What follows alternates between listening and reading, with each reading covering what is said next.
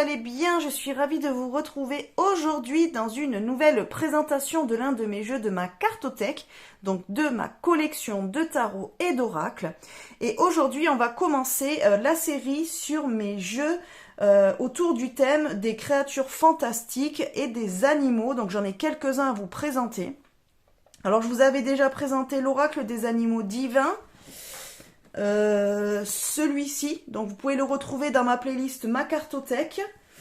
Et je vous avais présenté aussi celui-là, les animaux totems. Donc vous retrouvez les playlists de ces, enfin les reviews de ces jeux-là dans la playlist Ma Cartothèque. Donc je vous invite à aller les visionner si vous avez envie de découvrir ces jeux dans leur entièreté.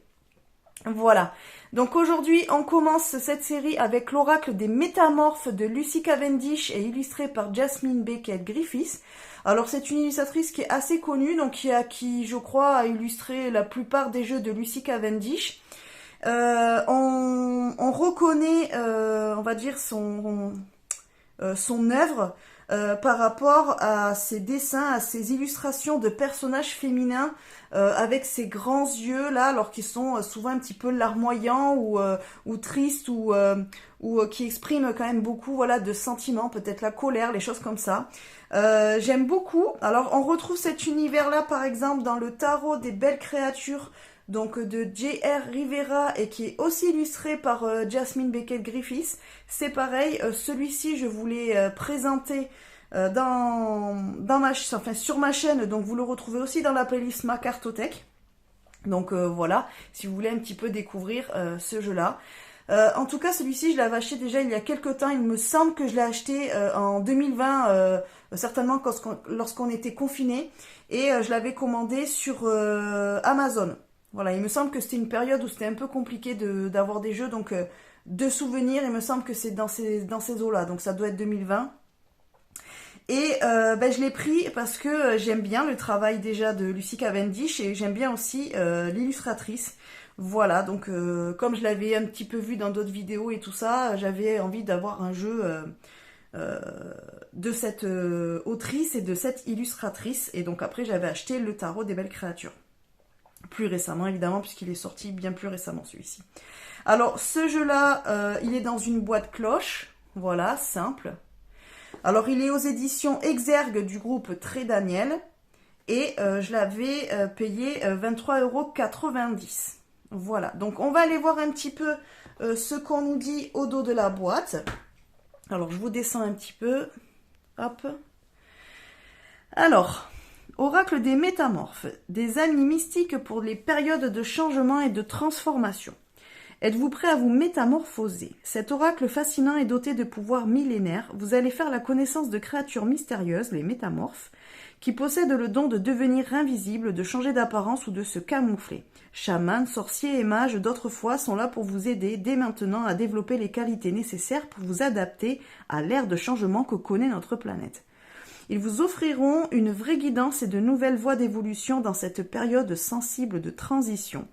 Avec son livre de 164 pages présentant l'histoire, la tradition, la magie des métamorphes ainsi que des méthodes très claires de tirage, l'oracle de Lucy Cavendish est porteur d'une énergie universelle décuplée par les 45 cartes magnifiquement illustrées par Jasmine Beckett Griffiths. Donc vous en voyez déjà des exemples là. Bon, j'ai ma bougie qui s'est éteinte, du coup je vais enlever ça. Donc on va découvrir ça ensemble. Il y a quelques cartes qui font référence par exemple à des contes pour enfants type Le Petit Chaperon Rouge, les choses comme ça. Et c'est aussi pour ça que je l'avais acheté, parce que Le Petit Chaperon Rouge c'est on va dire mon conte préféré. Donc quand j'avais vu qu'il y avait des cartes qui correspondaient un petit peu à cette histoire, à ce conte, voilà, ça a été un argument de plus pour m'offrir le jeu. Voilà les amis. Alors, donc on découvre la boîte. Alors à l'intérieur, elle est couleur butternut, on va dire. Voilà, alors je sais pas si à la caméra ça rendra vraiment la couleur que moi je vois. Bon, sachant que les couleurs, quand elles sont trop proches les unes des autres, j'ai du mal à les identifier. Mais voilà, moi en tout cas je la vois couleur un peu butternut. Voilà, butternut mandarine si vous voulez. Donc on a les cartes dans un pochon. Et donc le jeu ensuite, et ça donc le fond de la boîte. Le livre, excusez-moi. La fille qui est complètement perdue quoi. Alors avant de découvrir les cartes, évidemment, comme d'habitude, on va aller voir le livret. Et puis on ira après découvrir les cartes. Alors, le livret. Donc on a il date, vous voyez, 2012, 2017 et 2019. Donc c'est la 3e édition. Donc 2019, et ouais, moi il me semble que je l'avais acheté 2020, mais bon, il me semble bien. Donc là, on a un poème de The Cure. Voilà, alors un poème, je pense que c'est peut-être plus un extrait d'une chanson de The Cure. Donc il nous dit « Nous nous glissons dans les rues quand tout le monde dort, de plus en plus gros et luisant, de plus en plus grand et fort, nous mordons et griffons, nous hurlons toute la nuit, entonnons toutes les chansons que nous connaissons. » Voilà. Ah ben, ça c'est un ticket qui n'a rien à voir d'ailleurs. Là alors, nous avons le sommaire. Voilà, et donc après nous avons une illustration en noir et blanc d'une des cartes. Et après, on a donc une introduction, l'oracle des métamorphes, donc qui nous reprennent le titre qui a au dos de la boîte, des amis mystiques pour les périodes de changement et de transformation, avec une citation de Albert Einstein, tout changement significatif et durable débute d'abord dans votre imagination pour émerger ensuite à l'extérieur. Donc voilà, là ça nous parle un petit peu du livre, tout ça, donc je vous lis pas tout, hein. Donc là, après, ce que vous allez rencontrer dans ce monde, donc on a encore un poème, une explication. Donc là, on a une explication sur le cerf, le chat, donc c'est symbolique. Le loup, la libellule, le papillon, le scarabée, l'abeille sauvage, la chauve-souris, la chouette, le corbeau, le lapin, le lièvre, le renard, la fée, la baleine. Alors ça, c'est super cool, parce qu'en fait, à chaque fois, on a un petit paragraphe, voilà, par rapport à la symbolique de ces animaux, en spiritualité, et puis qu'on retrouve du coup en cartomancie. Donc je trouve que c'est déjà chouette d'avoir fait ça, je trouve que c'est intéressant.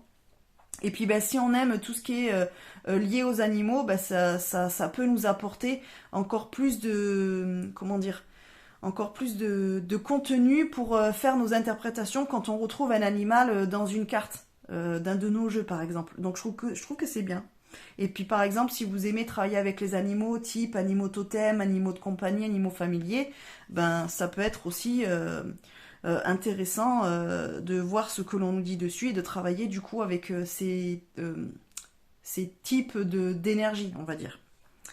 Donc après, on a comment les métamorphes peuvent-ils vous aider? Alors, changement dans vos relations, changement physique, changement dans le travail, évolution, changement de direction, acte courageux de transformation, épreuve qui vous effraie et vous pousse dans vos retranchements.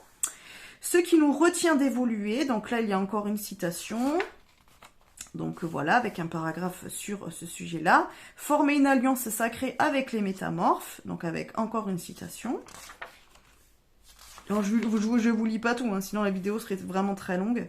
Donc après, on a la vision métaphorique de Lucie. Voilà, avec une citation qui est tirée du film Le Monde de Narnia, ou du livre, parce que je pense que c'est des livres à la base, Le Monde de Narnia. Après, on a le changement et les cellules humaines. Voilà, avec une citation de Jack London. Celui qui écrit L'Appel de la forêt. Après, on a imagination et changement positif, avec encore une citation de Albert Einstein. On a le moi que vous croyez être n'est pas votre véritable moi, de Walt Whitman, chant de moi-même. Enfin, une citation. Après, on a comment se servir de l'oracle des métamorphes. Donc là, on vous explique, enfin, en tout cas, l'autrice vous explique la manière dont elle a créé, enfin, comment elle a créé le jeu et comment elle l'utilise, quoi. Voilà, du coup, elle nous donne des conseils pour l'utiliser. Bon, on le retrouve un petit peu dans plein d'oracles, ça. Hein. Donc, par exemple, quel est le but de cet oracle? Voilà, comment approcher les métamorphes. Donc, en fait, après ce jeu-là, voilà, il est fait pour que vous créiez un lien avec les créatures que l'on retrouve dans le jeu et donc, voilà, ritualiser peut-être autour, des choses comme ça et pouvoir faire un travail de développement personnel avec cet oracle, en fait. Parce que c'est un oracle qui est surtout fait pour le développement personnel et la guidance. Voilà. Donc ensuite, on a des exemples de tirage, voilà, pour entrer en contact et communiquer avec les métamorphes. Donc vous avez le tirage numéro 1 à 3 cartes. Vous avez un tirage, alors elle explique aussi pour les cartes sauteuses, voilà. Donc par exemple, elle dit les cartes sauteuses, de temps en temps, un être veut vous faire parvenir un message et cela se traduit par le plus magique des tirages, une carte sauteuse. Tandis que vous mélangez le jeu, une carte tombe en voletant et transmet un message auquel vous prêterez grande attention. D'autres fois, après avoir effectué un tirage, une des cartes se mettra peut-être à tourbillonner sur la table. Elle cherche à communiquer avec vous, honorez ce lien en écoutant et vous vous honorerez vous-même. Donc les cartes sauteuses, voilà, c'est quand on mélange le tas et puis il y a une carte qui saute du tas. Je pense que vous avez peut-être déjà vu dans mes vidéos, ça arrive, bon même là, si par exemple pour l'astro semaine, vous ne me voyez pas brasser les cartes, mais c'est déjà arrivé où j'ai brassé les cartes directement sur la vidéo et hop, on voit la carte qui saute, ou les personnes voilà, qui ont déjà fait une consultation avec moi, ou voilà. Donc ça arrive, et moi j'aime bien utiliser le principe de la carte sauteuse. Je trouve que ça donne un côté magique un petit peu, et souvent la carte qui saute, c'est la carte que l'on doit lire, quoi. C'est le message que l'on doit recevoir, donc je trouve que c'est intéressant. J'aime bien. Donc après, vous avez un tirage numéro 2, donc c'est le tirage de la croix celtique. Enfin, la croix celtique, bon, ouais, c'est remanié parce qu'elle appelle la croix celtique, mais c'est plus un tirage en croix. Après, on a le parcours du changelin, ou du Tiangelin. Et après, donc là, il y a des questions. Donc par exemple, puis-je tirer les cartes pour d'autres personnes avec l'oracle des métamorphes? Et à quelle fréquence puis-je me tirer les cartes? Donc ça, c'est des questions, surtout quand on est débutant, que l'on se pose. Et donc, elle vous donne une réponse par rapport à ses croyances et sa pratique à elle, évidemment. Donc, à vous de lire et voir si ça vous parle ou pas. Donc après, on arrive dans la catégorie signification des cartes, enfin la partie signification des cartes. Donc on retrouve une miniature de la carte. Alors c'est comme pour d'autres jeux, la miniature, j'aurais préféré qu'elle soit en couleur. Bon, c'est dommage, mais c'est pas grave. Voilà, en soi, le jeu est même pas à 25 €, je peux le livrer quand même pas mal.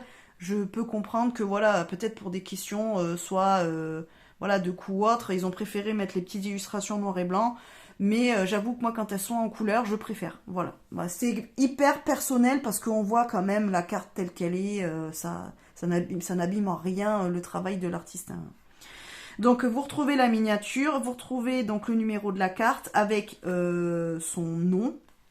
Et donc le message, puisque vous allez voir sur la carte, vous avez donc le nom de la carte. Donc là par exemple pour la carte 1, c'est le loup lunaire. Et donc il y a toujours une petite phrase, un petit mantra, on va dire, qui est rattaché à la carte. Voilà, donc c'est plutôt sympa.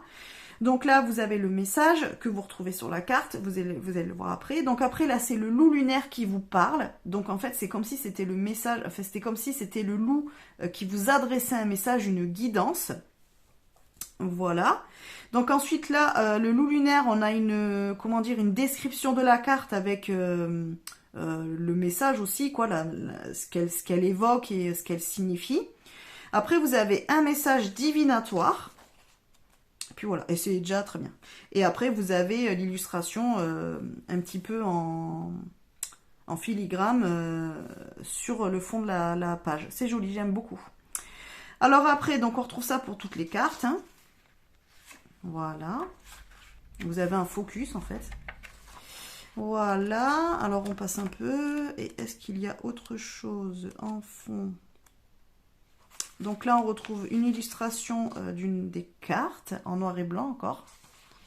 Donc on a un à propos de l'auteur. Donc pour ceux qui ne la connaissent pas, Lucy Cavendish tire ses dons uniques de sa connaissance des royaumes célestes et féeriques. La magie anime chacune de ses journées grâce à son credo personnel qui replace l'épanouissement et le bonheur au centre d'un système de valeurs et de croyances profondément liés à la nature. Bon, on peut entre guillemets, dire que c'est une magicienne, une sorcière verte, enfin une sorcière... Voilà, de la nature. Elle est l'auteur de nombreux livres sur les faits et la magie et des personnalités aussi diverses que Deepak Chopra, Louise L. Way et Fiona Horn en recommandent la lecture. Elle a également créé Witchcraft, le premier magazine entièrement dédié à la sorcellerie, et intervient régulièrement dans des émissions radio et de télévision consacrées au pouvoir de l'intuition. Donc elle vit à Sydney en Australie avec son compagnon et sa fille, entourée de plantes, d'animaux, d'esprits, de créatures magiques. Et là vous avez son site internet si vous voulez aller la découvrir plus en profondeur, plus en détail. Et ensuite, à propos de l'artiste, donc Jasmine Beckett Griffiths est une artiste de fantasy de renommée internationale. Oui, elle est très connue dans le milieu. Elle est née en 1979. Elle inspire depuis 10 ans elle s'inspire depuis 10 ans de thèmes gothiques, de la littérature classique, des sciences occultes de la nature et bien sûr des fées pour peindre à la main des œuvres saisissantes que l'on retrouve dans de nombreux livres, décors de films ou émissions télévisées, magazines, publicités et parcs à thème. Donc vous voyez, elle fait beaucoup de choses quand même. On peut se procurer des reproductions de ses peintures sur son site web ou dans sa boutique eBay. Donc Jasmine vit aux États-Unis en Floride avec son mari et assistant Matt et leur chat. Et donc vous retrouvez aussi son site internet si vous voulez aller la découvrir aussi.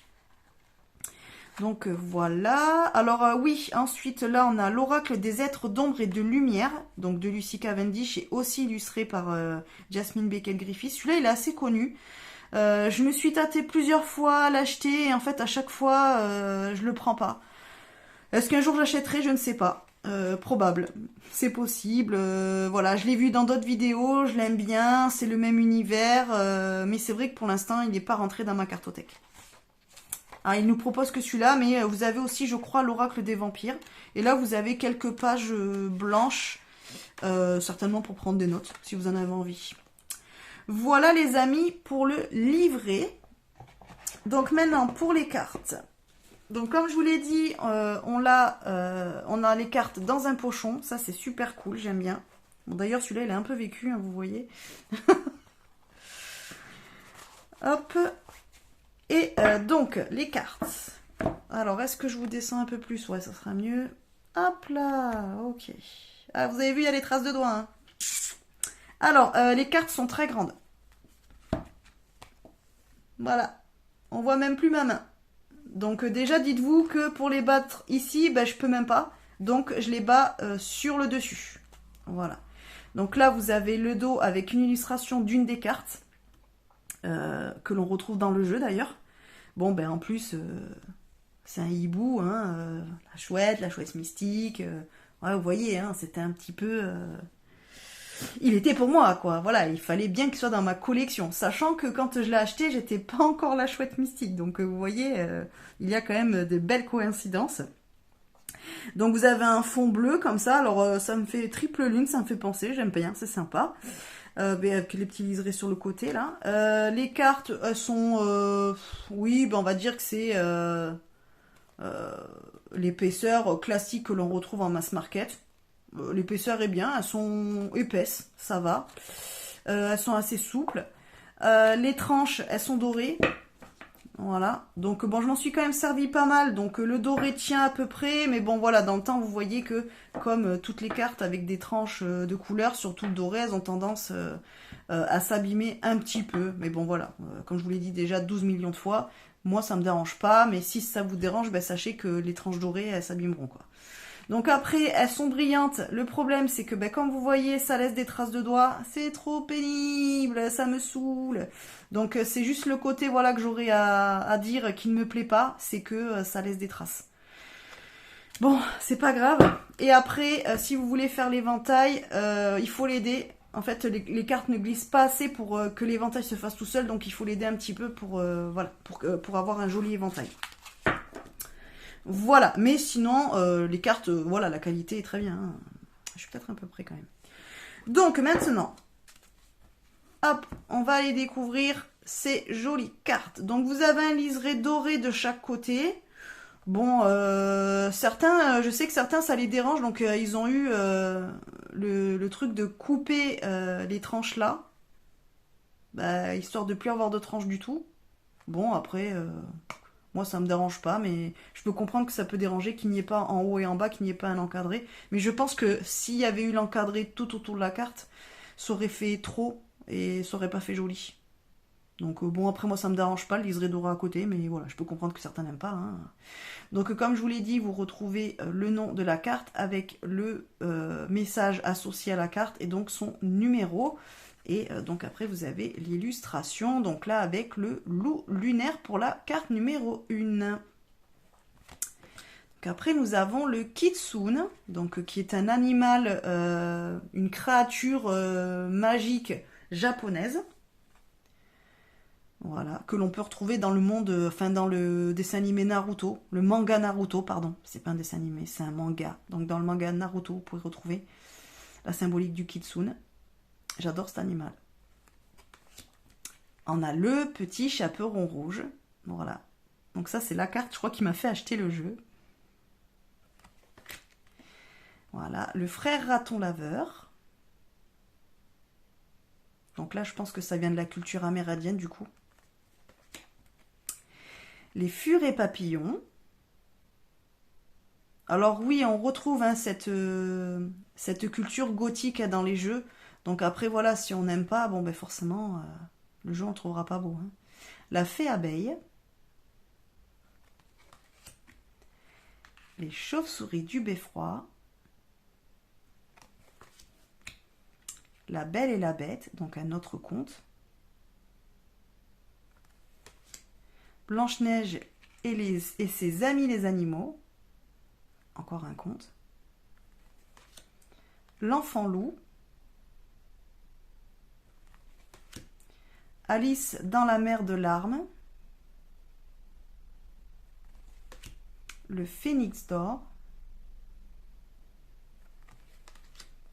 Le phénix de la lune décroissante.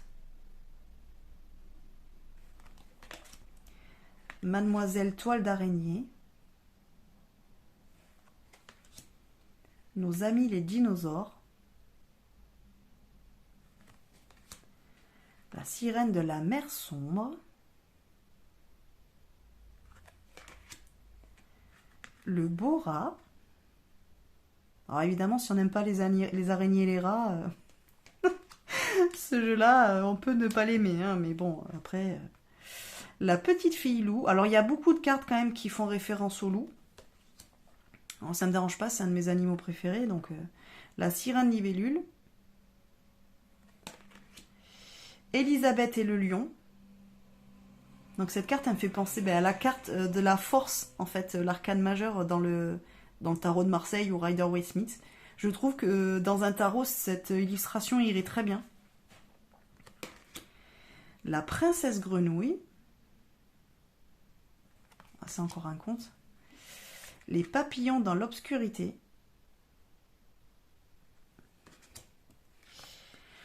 Alors, celui-là, il est dur à dire. Le Quetzalcoatl, ouais, je sais pas si c'est comme ça, et la prêtresse du temps.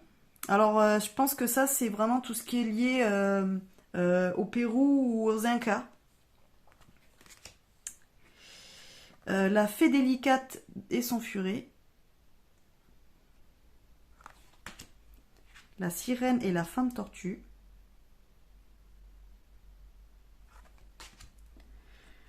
Le courageux envol de peau. Deux chatons.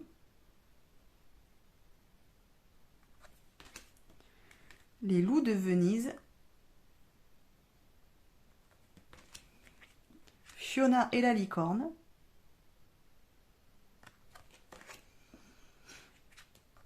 Le chat noir. Alors vous voyez, on retrouve autant des créatures mystiques, on va dire, autant que de vrais animaux. Hein. Minuit, l'heure du crime. Mais ça reste des animaux très connotés occultes quand même. Hein. Le corbeau, le cerf, le loup, tout ça, ce sont vraiment des animaux qui sont rattachés quand même à tout ce qui est ésotérisme, occultisme, spiritualité. Hein. Artémis de la forêt. L'alligator albinos. Rebondissement. La fille de Poséidon. Donc il y a aussi des références aux mythologies, hein. Voilà, gréco-romaines. L'interminable tristesse du passé. L'anneau des fées. L'armure du scarabée sacré. Donc le scarabée, surtout on le retrouve beaucoup dans la culture égyptienne. La petite chouette, donc ça c'est la carte que vous retrouvez dans le médaillon au dos des cartes. Voilà, j'aime beaucoup aussi. Bon, après c'est un hibou, hein, mais bon, ça c'est pas grave. Alors, Amphitrite, la sirène de l'étang aux carpes. Donc les carpes aussi dans la culture asiatique, c'est symbole d'abondance, de chance par exemple. La princesse serpent, avec la pomme là, donc là c'est une référence évidemment à la religion, hein, à la religion chrétienne. La magie de l'orque. Voilà, l'orque qui fait partie aussi de ce qu'on appelle les animaux de pouvoir aussi. La sirène de l'immersion. Et je crois que c'est la... Ah non, c'est pas la dernière. Donc il y a pas mal de cartes aussi dans le domaine... dans le domaine de l'eau, quoi. Voilà. Avec les petits poissons clowns, là. Et je crois que celle-ci, c'est la dernière, du coup, le jardin de la fée dragon. Avec le petit bébé dragon, là. Trop mignon. Voilà, et puis on retrouve l'écureuil, le lapin, la grenouille, l'oiseau cardinal, je crois que c'est ça. Voilà, les amis. Donc, moi, je les trouve toutes très belles, ces cartes. J'aime bien utiliser ce jeu quand j'ai envie d'avoir un petit message, un petit mantra pour savoir, voilà, où est-ce que j'en suis. Alors ça peut être aussi pour me tirer une petite carte un petit peu tous les jours, quand j'ai des périodes où j'aime bien me faire une petite carte pour avoir un message tous les jours par exemple. Voir aussi peut-être ce que j'ai à travailler en ce moment. Donc par exemple, je ne sais pas, si on tire la carte l'interminable tristesse du passé, ça nous dit regret sans fin, chagrin obsessionnel, répétition du passé. Ça c'est peut-être pour nous prévenir par exemple qu'on ne fait que reproduire les mêmes schémas, qu'on tourne en rond, qu'on est tout le temps tourné vers le passé, qu'on ne regarde pas assez vers l'avenir, que peut-être on est aussi coincé dans un cercle vicieux. Ça peut nous parler aussi, voilà, de karma par exemple, de choses comme ça. Donc après évidemment faut lire dans le livret ce que ça nous dit, mais ça peut nous parler de ça. Donc peut-être que là justement il faut se poser la question de savoir, parce qu'on est tout le temps en train de recommencer les erreurs qu'on fait toujours. Est-ce qu'on va toujours vers le même type de relation? Est-ce qu'on refait toujours les mêmes erreurs? Est-ce qu'on repart toujours dans les mêmes travers? Dans les mêmes addictions par exemple? Est-ce qu'on a tendance à avoir des mots envers nous qui sont toujours les mêmes, par exemple, que vous avez tendance à vous répéter toujours « Oh, mais je suis nul, j'y arriverai pas ». Et puis après, vous essayez de vous remonter un peu, de dire « Mais si, je peux y arriver, machin et tout ». Et puis, à peine ça marche pas comme vous voulez, bim, vous recommencez à vous dire, de vous auto-flageller « Ah non, mais machin, si, ça, je suis nul, ça va pas, j'y arriverai pas ». Vous voyez ce que je veux dire? On peut dire plein de choses, hein. Donc après, voilà, vous en tirez une autre, je ne sais pas, Fiona et la licorne, le don de double vue. Alors là, c'est par exemple plus le fait de faire... alors soit de faire appel à notre intuition, à notre clairvoyance, le fait peut-être de ne pas s'arrêter qu'aux apparences. Voilà, des choses comme ça. Peut-être qu'on a tendance à ne vouloir voir que ce que l'on veut voir et on ne voit pas ce qui se cache derrière le paraître, derrière ce que les gens pourraient nous montrer, ou alors que nous aussi on a tendance à porter des masques et à ne montrer qu'une partie de nous-mêmes et cacher une autre par exemple. Vous voyez ce que je veux dire? On peut dire plein de choses. Voilà, bon après, voilà, vous pouvez vous fier simplement au livret et voir ce que le livret dit, mais après vous pouvez très bien voir à quoi ça ramène par rapport à votre propre histoire. Et donc, c'est aussi intéressant ce jeu-là pour faire du journaling. Donc, par exemple, vous pourrez tirer une carte. Donc, par exemple, on est écouter un sage conseil. Peut-être qu'on peut se poser la question de savoir est-ce qu'on a tendance à être trop bloqué sur notre propre avis et sur notre manière de voir les choses. Et du coup, même si les gens autour de nous essaient de nous soutenir, de nous conseiller, de nous amener à voir, par exemple, une situation d'un autre point de vue, est-ce qu'on les écoute ou au contraire, est-ce qu'on est fermé à toute possibilité de voir les choses d'une autre manière? Est-ce que on accepte que les autres puissent penser d'une autre façon ou nous amener à avoir une réflexion sur une situation? Ou est-ce qu'au contraire, ben non, en fait, on est tellement bloqué et tellement avec des œillères que même si on nous prévient, on ne veut pas l'entendre, on ne veut pas le voir. Voilà, vous voyez ce que je veux dire? Et ben, c'est intéressant parce que du coup, d'une phrase, on peut voilà, travailler sur nous-mêmes, faire un petit peu du shadow work aussi. C'est intéressant. Alors le shadow work, c'est du travail de l'ombre. Alors c'est un travail introspectif qui nous permet d'aller voir nos parts d'ombre. Alors nos parts d'ombre sont pas forcément des défauts, ce sont simplement des choses que l'on a au fond de nous, que l'on se cache, que l'on ne veut pas forcément admettre. Voilà, ce sont des parties de nous que l'on trouve moins lumineuses et moins valorisantes que d'autres parties. Mais c'est pas ce qui est lumineux et bon et de qualité, et ce qui est fait partie de l'ombre est mauvais, est un défaut, pas du tout. Là, on parle de travail de l'ombre, c'est par rapport à Carl Jung en fait, donc voilà, qui est un euh, psychiatre, hein, voilà, à la base, et du coup, voilà, qui a parlé de ça dans ses travaux, voilà, par rapport à sa manière de la psychologie en fait. Voilà, le travail de l'ombre. Et donc ça nous permet, enfin ce jeu-là nous permet de travailler de cette manière-là avec du coup ces créatures, ces cartes et les messages qu'elles peuvent nous offrir. Donc après voilà, il suffit de regarder peut-être le regard des personnages. Est-ce que ce personnage on va le trouver plutôt triste? On va plutôt le trouver en colère, ou on va le trouver on va trouver qu'il a un regard. Est-ce que ça nous fait peur? Est-ce que ça nous effraie? Est-ce qu'au contraire, on ressent de l'empathie? Vous voyez ce que je veux dire? Il y a tout un travail comme ça à faire avec. Donc évidemment, bon, ben, il y a des tirages, donc vous pouvez tout à fait faire un tirage, mais ça sera... Oui, il y a des messages divinatoires, mais pour moi, c'est plus quand même de la guidance et du développement personnel, voire du travail introspectif. Plutôt que de la divination pure et dure, dans le sens où vous allez tirer le jeu, bon ben genre par exemple je sais pas, vous avez une question, bon ben est-ce que je vais avoir mon boulot auquel j'ai postulé avant-hier, bon ben si on vous répond écoutez un sage conseil, bon est-ce que ça répond vraiment, je suis pas sûre, vous voyez ce que je veux dire, je suis pas persuadée que c'est pour répondre à ce type de questions là. Vous pouvez essayer évidemment, il n'y a pas de problème, mais pour moi le jeu n'est pas fait pour cette pratique là, voilà, il n'est pas fait pour du prédictif. Il est plus fait, voilà, pour un travail, comme je vous ai dit, introspectif, de développement personnel, de guidance, voilà, d'appréhension de soi aussi, et d'acceptation peut-être de part de nous-mêmes que l'on ne veut pas voir ou qu'on a du mal à accepter. Il peut y avoir de ça aussi. En tout cas, c'est un jeu hyper intéressant, vous pouvez faire beaucoup de choses avec.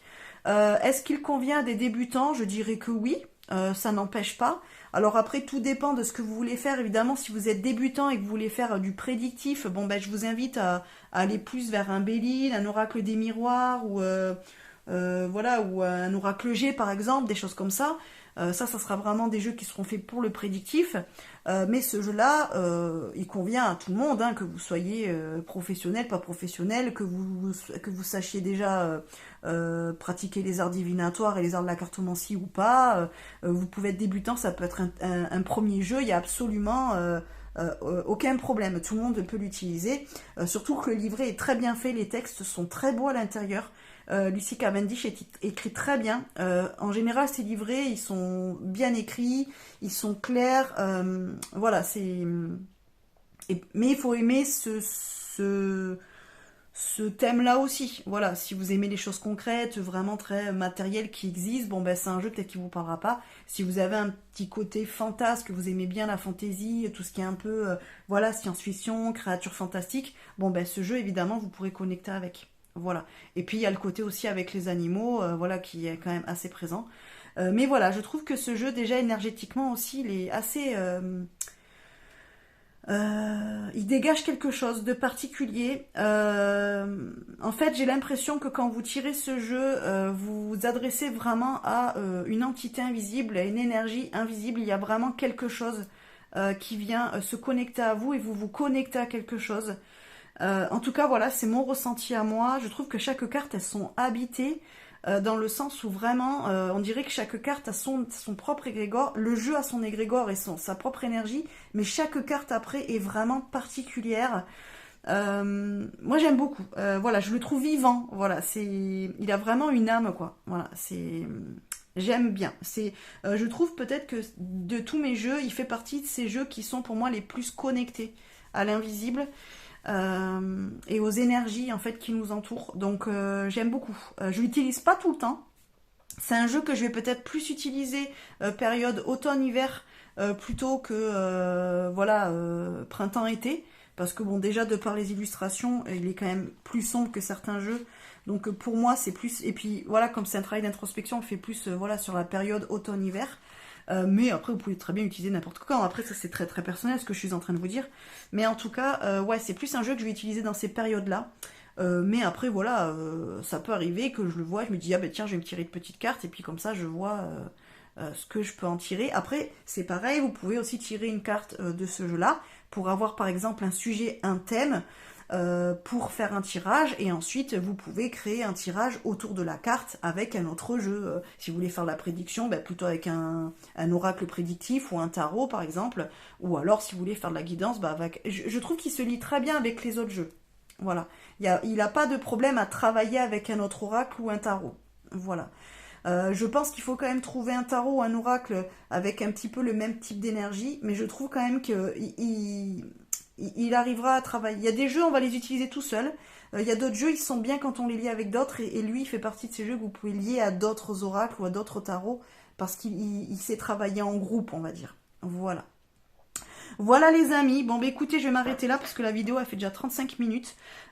Dites-moi si vous connaissez ce jeu, si vous l'avez dans votre collection ou pas, ou si simplement c'est le jeu que vous avez. Est-ce que vous l'avez voilà, est-ce que vous l'avez déjà pratiqué, ou est-ce que vous le pratiquez, est-ce qu'il vous plaît là de l'avoir vu en image, est-ce que c'est un jeu voilà dont le thème vous plaît, est-ce que vous trouvez les cartes jolies ou pas, voilà, dites-moi comment vous l'utilisez ou comment vous l'utiliseriez par exemple.